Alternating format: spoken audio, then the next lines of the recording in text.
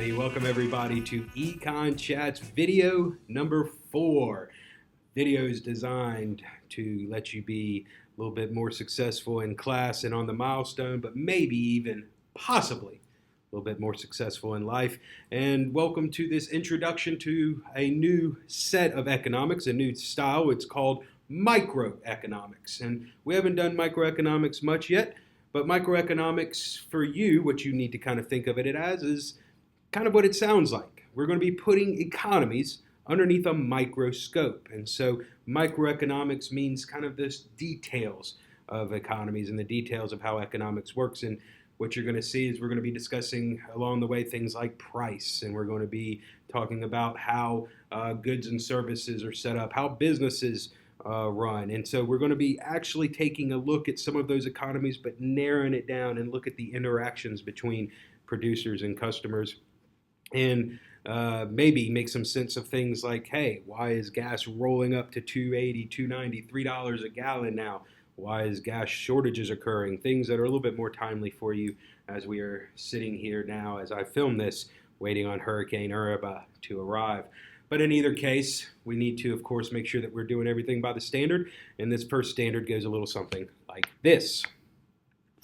It is SSEMI 1, that's Social Studies Economics Microeconomics 1, and it says you need to describe how households and businesses are interdependent and interact through flows of goods, services, resources, and money. And you're going to see A and B says A, illustrate a circular flow diagram that includes the product market, the resource or factor market, households and firms. And then we have to explain the real flow of goods, services, resources, and money between and among households and firms.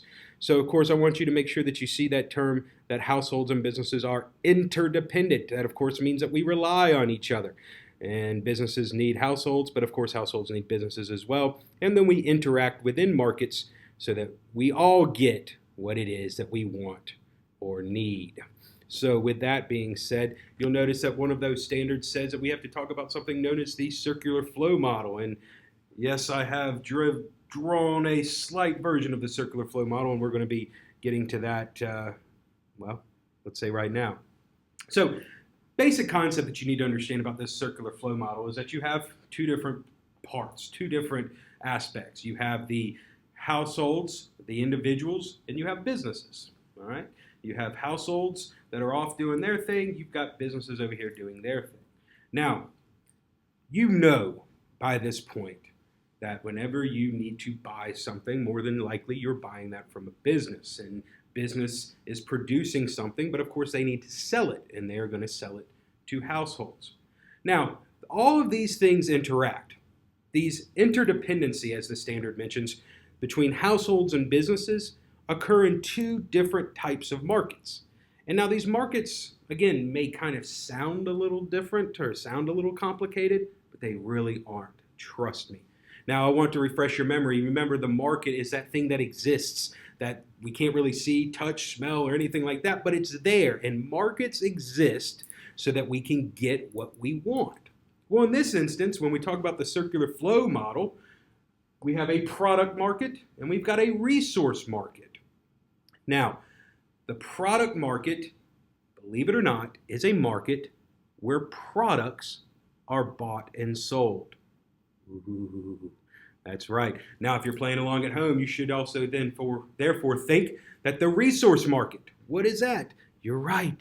It's a market where resources are bought and sold. And when we're talking about resources here, remember we got to go back to the FOP, the factors of production, the land, the labor, and the capital, and of course the entrepreneur that ties all that together. So what we're going to see is that in these two different markets, there is an interaction between households and businesses and how they are going to get products from one place to the other and how they are going to get their resources from one place to another. Having said all that, I want to make sure that you understand that this circular flow model here, basically all this is just a drawing. All it is just a drawing, a sketch, and a diagram, if you will, of how businesses and individuals interact with one another. So let's go ahead and go through this real simply. Let's start with the easy one, the product market. Product market, remember, products, goods, and services. So there's just this chap right here. Now, this guy got some nice red hair, orange hair, whatever you want to call it, no ginger jokes. So anyways, he wants to buy himself a product, and we'll just say he wants to buy a shirt. So he is going to buy a shirt from the shirt business over here. Now, how does he do that? He is going to give money, correct? So we have a flow of money. Bam, bam, bam, bam, bam. He has given money in the product market to the business. And of course, what's going to happen in return? That's right. The business is going to take his money and is going to give him that product, again, in the product market, back in return. So the product, the goods and services go back to the individual. There's an arrow pointing right there. So the individual sends money to the business. The business in return sends goods and services back to him. And all of this happens in the product market. We're almost done. Well, now the question is, all right, this business has got some cash. Great. What are they going to do with it? Well, if you know anything about business, you know that what you have to do is, if you want to make money, you got to spend some money. So, businesses are going to take this money that they have gotten from the households and individuals for their products, and now they've got to buy some more resources. This company needs to make some more shirts so they can sell some more shirts so they can make some more money. So they're going to buy the land, the labor, the capital, whatever is necessary in order to manufacture more products, in order to manufacture more goods and services. And in this instance, in order to manufacture some more shirts. So they are going to send this money. And they are going to send this money back to the individuals, back to the households in return for, that's right, some FOP, some of the factors of production. The resources are going to come zooming back to the businesses. Now, what are some of those FOPs in this instance? Well, we already know that businesses, in order to make anything happen, they need the land. They need some labor. They may need some capital. And they're going to need to do that and get that all from individuals and households. So, for example, the land. It could be somebody, maybe they're trying to open up a new shirt factory. There may be an individual sitting out there that's sitting on a big piece of land. There you go. The business can buy that land from that individual. It could also be labor, right? This little guy may need a job. And it's not just necessarily just him. Maybe it's his neighbor or his cousins or his boyfriends or girlfriends or whatever the case is. Individuals are going to provide the labor for these businesses. And so, again, through the resource market, businesses are going to buy these resources from them. Capital as well. Any of these man-made items, any of these man-made resources can come from individuals as well, and it's all there in the resource market and of what we call the circular flow model. So ultimately, at the end of the day, what circular flow is just a drawing of the interactions between an individual and a business. Individual is going to send money for a good or service, and it's going to come back to them.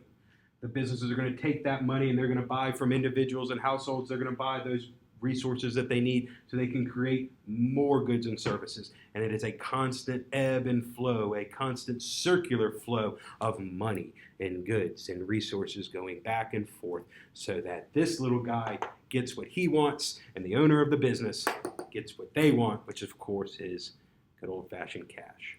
Now, if you're playing along at home, hopefully you may have an idea of this circular flow model. Which one of those economies that we've talked about before fits? Is this a market economy? Is this a mixed economy? Is this a command economy? Is this a traditional economy? Think about it. I'll give you a second. Okay, you should know that this is indeed a circular flow model of a market economy. How do I know? Because it's just businesses and individuals. That's it. There is no government involved. But what if we wanted to turn this into a circular flow model of, say, a mixed economy? Something, say, like the United States. Something is missing. What is missing? That's right, the government. So we have the government that's going to sit right here in the middle of the circular flow model. There's the government. And what does the government do? The same thing as businesses and individuals, y'all. The businesses and individuals, the government is going to have to, first of all, get some money. And by now, I hope that you understand where governments get their money from. That's right. They get it from individuals and they get it from businesses in the form of taxes. That's right. So tax dollars go to the governments. And what do governments then therefore need to buy? They need to buy products. Let's say you want to buy yourself a new tank or a new school desk or whatever the case is. You're buying a brand new good or service. Well, they of course are getting that from the product market. Anytime it's a good or service, anytime it's a product, it's going to be done in the product market. Now, of course, you should also remember that governments have to buy resources as well. Governments have to buy some of the FOP. They have to buy the land. They have to buy the labor. They have to buy the capital, right? For example, me and any other of your teachers is an example of government purchasing labor. And that's done all through the resource market. So, cash going from taxpayers to the product market, to the resource market from the government in turn getting those resources or getting those products back in place. That's kind of it. That's it on the circular flow model. It's a very straightforward, simple idea in that you just are showing how individuals, how businesses, and yes, maybe even governments, if we're talking about a mixed economy, how do they get those needs? How do they get those wants? How do they get those goods, services, and resources that they have to have in order to do business? And it's all there. Now, I know this isn't the most pretty drawing, but feel free to Google it. Feel free to look up something else to see what this is. Hopefully, it'll be a little bit more easier for you if this one wasn't. But in either case, the circular flow model, the first part of microeconomics, putting economies underneath a microscope and seeing the little details at work. And the circular flow model is a great example of the first way that we can do that. So,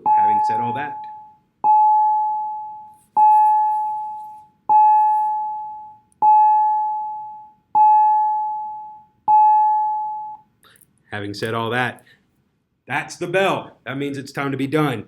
Thank you for paying attention. If you have any questions, you know to let your teacher know. We'll be coming back at you with a little bit more. We're going to be getting into the next video something called supply and demand, a very necessary and very important part of economics that you have to know. But in either case, I hope you've enjoyed it. I hope you've learned a thing or two. Take care of yourselves.